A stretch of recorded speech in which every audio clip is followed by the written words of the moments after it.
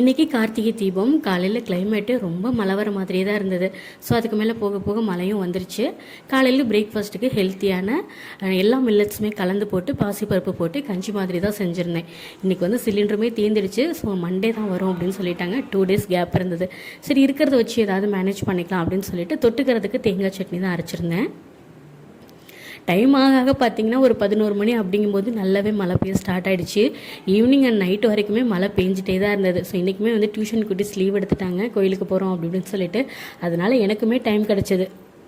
போன வருஷம்லாம் பார்த்திங்கன்னா போன வருஷம் அதுக்கு முந்தின வருஷம் ஒரு 2-3 வருஷம் நான் கார்த்திகை தீபம் வைக்கவே இல்லை. ஏதாவது ஒரு கண்டோலன்ஸ் வந்துடும், இல்லைனா வீட்டில் விளக்கு வைக்கக்கூடாது அப்படின்னு சொல்லிடுவாங்க. பட் இந்த வருஷம் கிரவுண்ட் ஃப்ளோருக்கும் வந்துட்டோம். அது இல்லாமல் ரொம்ப நிறைவாக தீபம் வச்சு முடிச்சாச்சு.